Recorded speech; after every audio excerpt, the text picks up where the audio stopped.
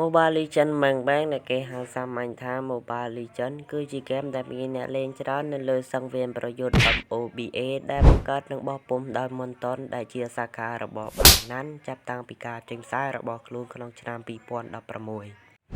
Mobile Legends បានត្រូវបានគេលេងដោយឥតគិតថ្លៃនិងត្រូវបានគេរកប្រាក់តាមរយៈតួអក្សរដែលអាចទិញបាននិងកែតាមសម្ភារតាមបំណងនេះត្រូវបានគេលេងជាចម្បងនៅលើ Smartphone និង Tablet ហើយមានសម្រាប់ iOS និង Android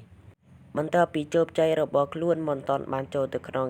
កីឡាករ Esports ជាមួយនឹងការបង្កើតការប្រកួតនៅក្នុងតំបន់ដែលត្រូវបានគេដាក់ឈ្មោះថា Mobile Legends Bang Professional Legends MPL ដែលបម្រើជាវគ្គជម្រុះសម្រាប់ Mobile Legends World Championship ពីក្រុមនានាទូទាំងប្រទេស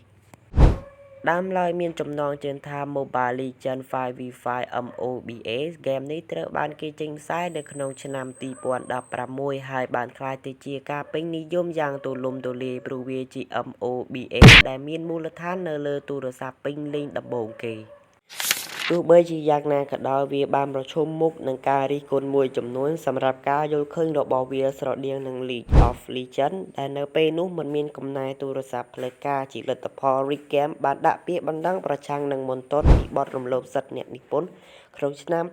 2017និង2022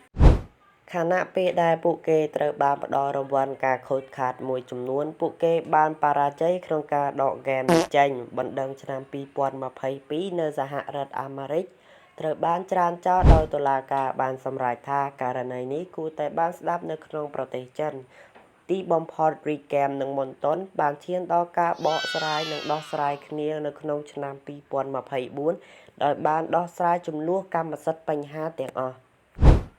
ក្នុងឆ្នាំ2022ហ្គេមនេះត្រូវបានគេហាមឃាត់នៅក្នុងប្រទេសឥណ្ឌារួមជាមួយនឹងកម្មវិធីចិនចំនួន58ផ្សេងទៀតបន្ទាប់ពីឆ្នាំ2020ចិននិងឥណ្ឌានៅឆ្នាំដដែលនេះបានឆ្លងការទាញយក1000លានដងលើពិភពលោកឆ្នាំ2025និងកម្មវិធីផ្សេងទៀតត្រូវបានរងផលប៉ះពាល់ដល់ខ្លីដោយការដាក់កំហិតរបស់សហរដ្ឋអាមេរិកនៅលើ TikTok ដោយសារតែមានទំនាក់ទំនងជាមួយនឹង Binance អរគុណសម្រាប់ការតាមដានពីដើមរហូតដល់ចប់កុំភ្លេចចុច Like និង Subscribe ដើម្បីទទួលបាននូវវីដេអូថ្មីៗ